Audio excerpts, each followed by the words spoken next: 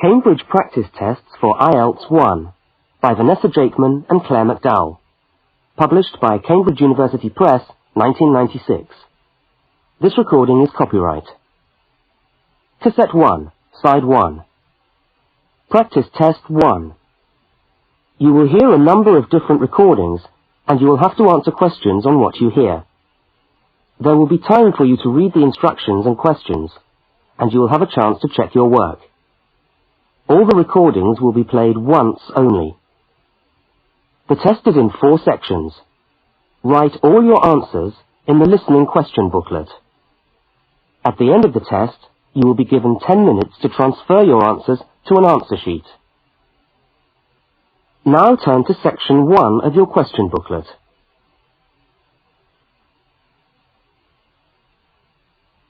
Section 1.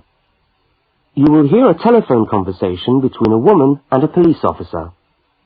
First, look at questions 1 to 5. For each of the questions, 4 alternatives are given.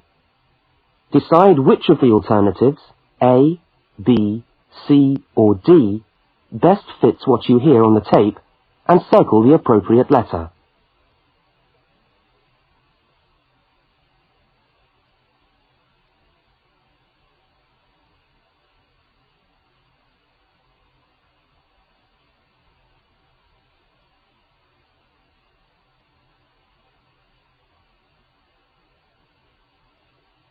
You will see that there is an example which has been done for you. On this occasion only, the conversation relating to the example will be played first.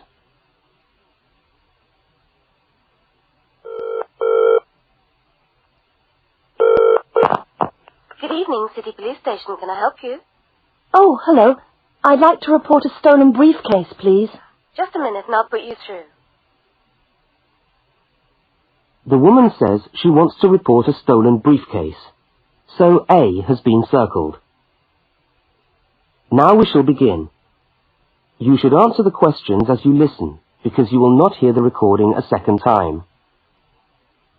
Now listen carefully to the first part of the conversation, and answer questions 1 to 5.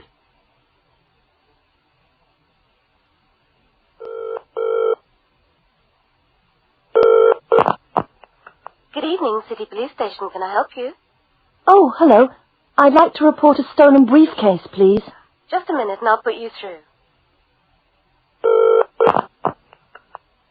Lost property, can I help you? Oh, yes. I've had my briefcase stolen. Okay, I'll take some details. Tell me what it looks like, first of all. Well, it's a soft leather one, you know, not a heavy box type like a man's. And how does it close? It's got buckles at the front, 2 of them. They're gold-plated ones. Fine. Was it locked? No, I'm afraid not. Never mind. Any distinguishing features? Pardon? Any marks or badges on it that make it stand out? Only the brand name. And where's that? It's on the back, at the bottom in the left-hand corner. It's saggy. Oh, and there's a scratch. It's quite bad, but small, directly above the brand name. I did it recently, putting it on my bike. I've got that. So, what did you have inside the briefcase? Well, all my papers from college.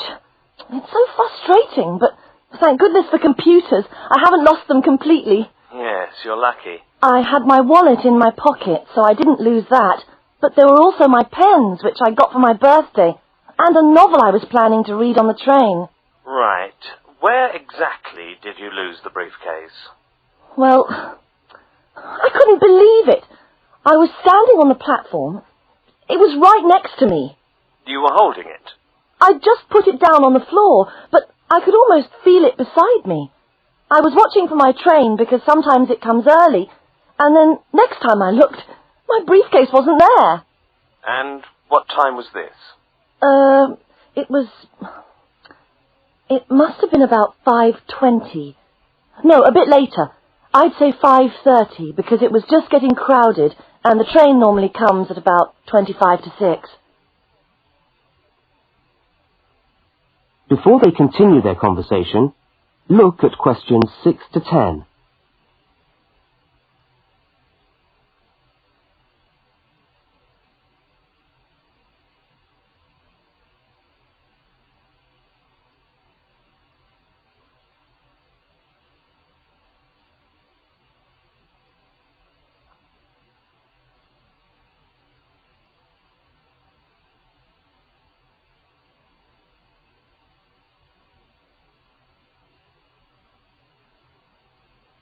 As you listen to the rest of the conversation, complete the form by filling in the numbered spaces 6 to 10. Right, if you'll just give me some personal details. Yes. What name is it? I'm Mary Prescott. Can you spell that? Yes, it's Prescott.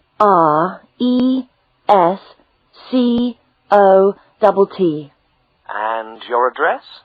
Flat 2, 41 Fountain Road, Canterbury. Fountain Road. Yes, number 41. And have you got a contact telephone number? Yes, it's 752239. 752239. Fine. One last question. What would you say the value of your briefcase is? Including the contents? Yes. Just a rough estimate is fine. Oh, I'm not sure. Well, the briefcase itself is quite new. I bought it last month for £40. I suppose about £65. The contents are worth about £20 or £25 at least. That's fine. Well, if you could come down to the station tomorrow, you can sign this form and have a look at what we've got here. Okay, thanks. Bye. Goodbye.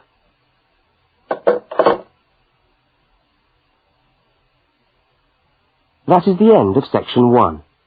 You now have half a minute to check your answers.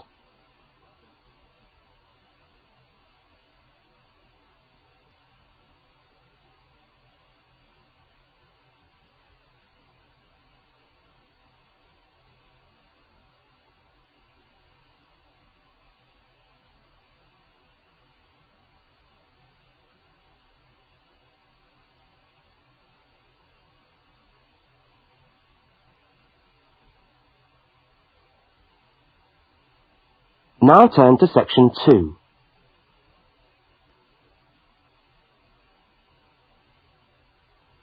Section 2.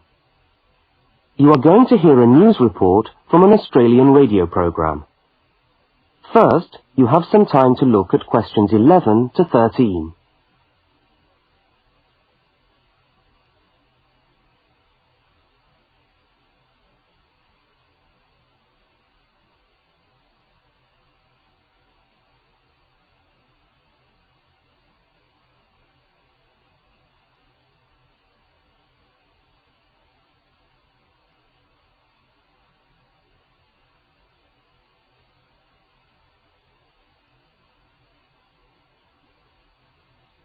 Now listen to the news headlines and tick the 3 other items which are mentioned.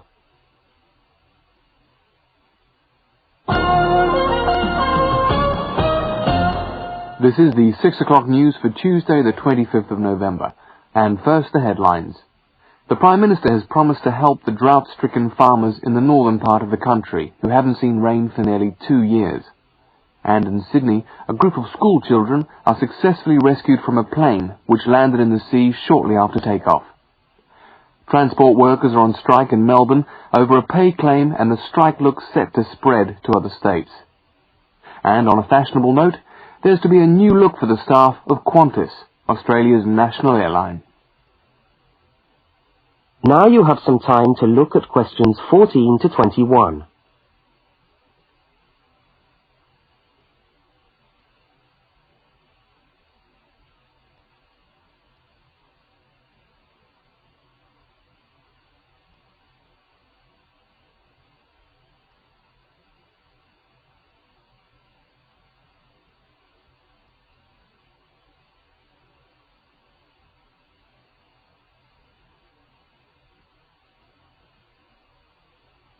As you listen to the rest of the news, complete the notes in the spaces provided. The Prime Minister has pledged today that he will make $250 million available to help the drought-stricken farmers who have not seen rain for years get through the next 5 years. Money that was to have been spent on the restructuring of Sydney's road system has been reallocated to what the Prime Minister described as a more worthy cause. Farmers are to receive financial assistance to help see them through the worst drought in over 50 years. Many farmers feel that while the money is welcome, it has come too late to save them and their farms from financial ruin, and are angry that the government did not act sooner. A group of school children who were travelling in a privately chartered aeroplane from Sydney to Queensland to take part in a musical concert found themselves swimming for the shore when their aeroplane had to land in the sea just 3 minutes after taking off from Sydney Airport. The pilot managed to bring the aircraft and its 50 passengers down safely in the calm waters of Botany Bay, where boats and pleasure craft were able to come to the rescue of the boys. The fact that it was a weekend meant that there were hundreds of boats in the bay enjoying the good weather, and this undoubtedly helped the rescue operation.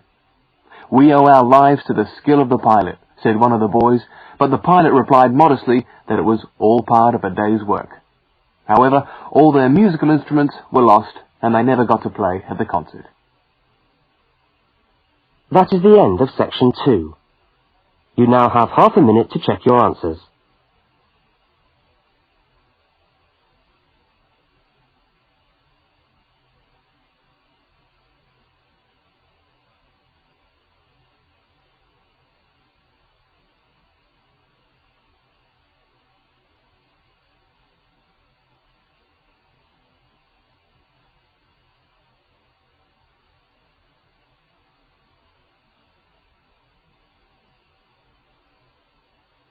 Now turn to section 3.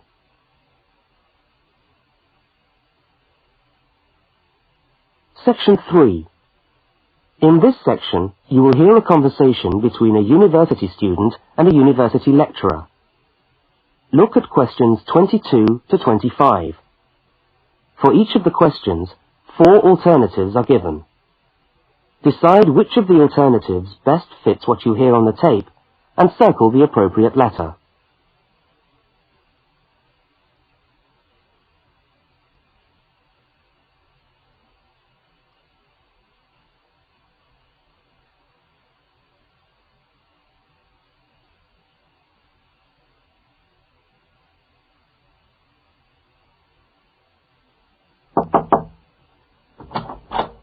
Hello. Can I come in? Oh, yes, come in. How can I help you? I was looking for the economics office.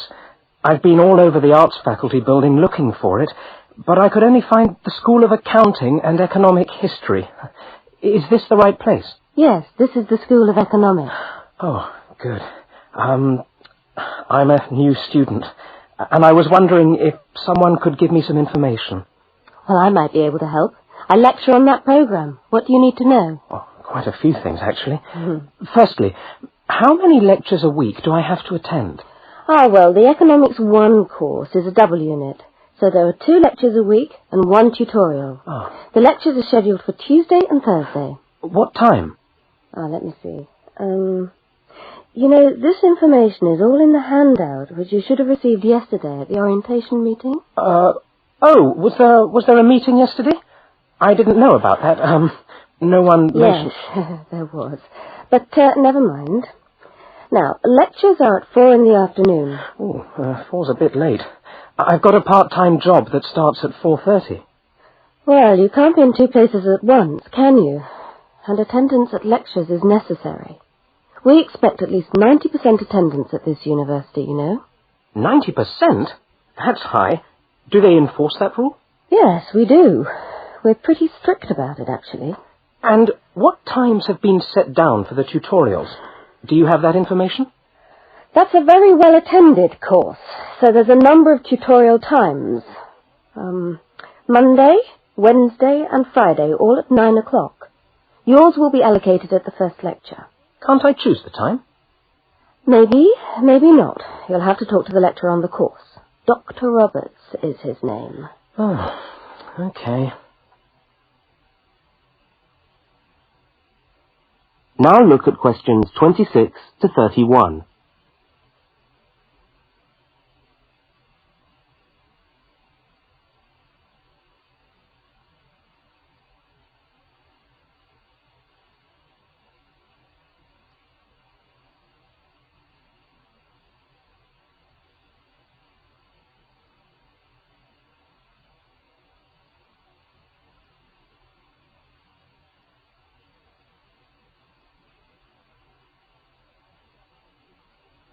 As the conversation continues, complete the notes in the spaces provided.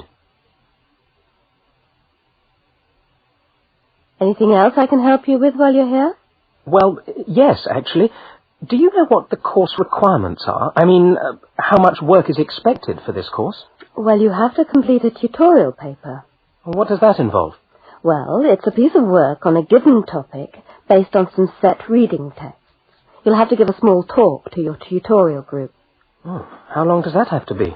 Oh, about 25 minutes usually. I have to talk for 25 minutes? Yes, that's right. And then you have to write up your piece of work and give it to the lecturer to be marked. Right.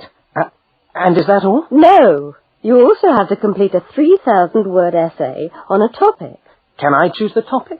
Yes, usually you can. Right. That shouldn't be too bad. And in addition to that, there is an exam. An exam? What sort of exam? Well, it's an open book exam. Does that mean I can have the textbook with me during the exam? Yes, that's right. And can you give me any idea about the content of the first year of economics, so that I can get into some reading? Well, you'll be getting the reading list next week when lectures start. All the books are in the library. Yes, but won't everyone else take them out as soon as they get the reading list too? Well, yes, they might.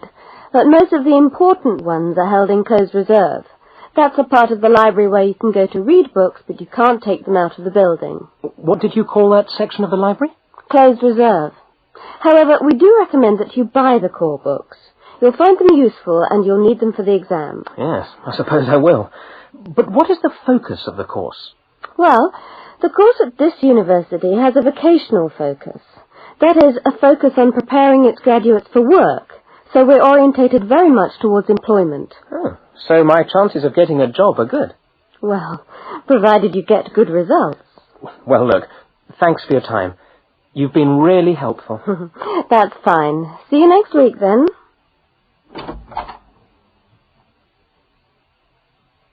That is the end of section 3. You now have half a minute to check your answers.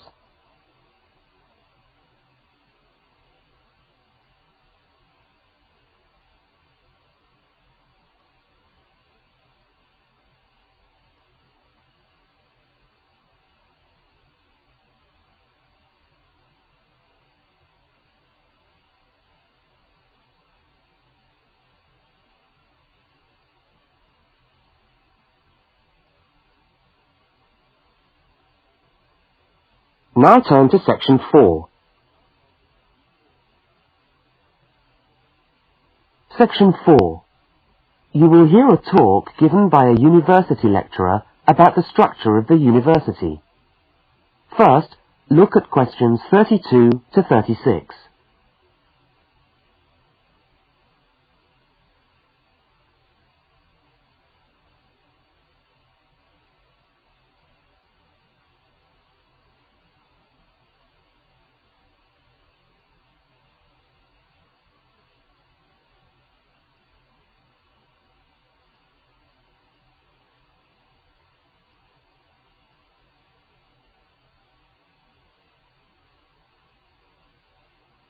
Now listen and answer questions 32 to 36.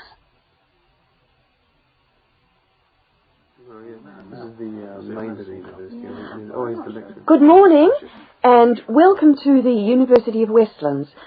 My name is Marcia Mayhew and I'm the coordinator of the Bachelor of Social Science degree. This morning I'd like to tell you about the structure of the university and about some of the requirements of the degree that you're about to enter. The Bachelor of Social Science is in one faculty within the university. That is the faculty where I work, known as Arts and Social Sciences. Here on this campus we also have the faculties of Architecture, law, and science and technology, among others. It's important to know something about the structure of the faculty because as you go through your course, you may need to call on members of the staff to help you. At the top of the faculty, we have a dean, and below the dean, we have 3 divisions. Each division has a divisional head, and your degree is located in the Division of Social Sciences. Within each of the divisions, there are the departments, and each of these offers the different degrees. For instance, 2 of the departments which offer the major subjects for your award are sociology and psychology. Each has a departmental head, but for practical purposes, the people you are going to see the most of are myself as coordinator of the social sciences degree, and the actual lecturers who are teaching the subjects that you are taking. For instance, in the first semester, you'll be doing 4 subjects: psychology, sociology, history, and economics. If you have any problems or difficulties, not that I'm anticipating you will, but you never know, then you should go and see your lecturers. For instance, you may find that you can't meet a deadline for an essay, or perhaps you're having problems with attendance. These seem to be the 2 most common problems that students face.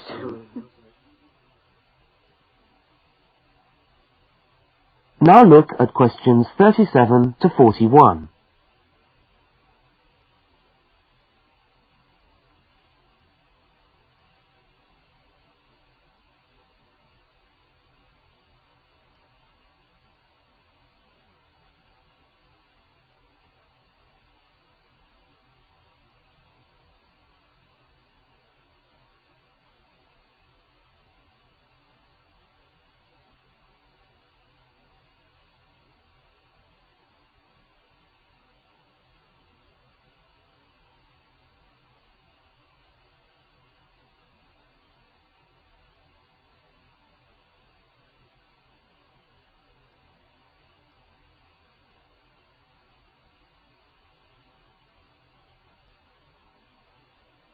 As you listen to the rest of the talk, answer the questions 37 to 41. If your lecturers are unavailable, you can always come and see me in my office. I'm available on Wednesday and Thursday mornings and on Friday afternoons. Outside these hours, perhaps you could ring the secretary and make an appointment. Now, you'll note that all of the subjects which you undertake in the first year are composed of lectures and tutorials. A lecture is about an hour long, and a tutorial usually runs for about 2 hours. A lecture is rather like what I'm doing now, where one person will talk to all of you together on a subject. Now, we do ask you to try to attend the lectures. A tutorial is perhaps where most of the learning occurs at a university. You will be divided into groups of between 12 and 15 students, and each week one of you will have to present a piece of work to the group as a whole, and then the group will discuss what you've said. It's this discussion, this exchange of ideas, which really constitutes the basis of university learning, in my view. Listening to lectures in many ways is just giving you information that you could access for yourself in the library. But the discussion at the tutorial is very important. This doesn't mean that you shouldn't go to the lectures, though. Other factors to be particularly concerned about are the structure of essays and delivery of written material. And in particular, I would like to mention the question of plagiarism. Plagiarism is taking other people's work without acknowledging it. That is, without saying where it comes from. Now, of course, all essays are based on research done by other people, but you must remember to attribute the work to the original writer. And while it's a good idea to work with other people, don't hand in work which is exactly the same as your friend's work, because we will notice. If you don't acknowledge the source of your information, then you run the risk of failing the subject, or in very serious cases, you might be denied entry to the university. Last but not least, stay in touch with us. If things are getting you down, don't go and hide. Come and talk to us about it. That's what we're here for. Right. Thank you very much for coming along today.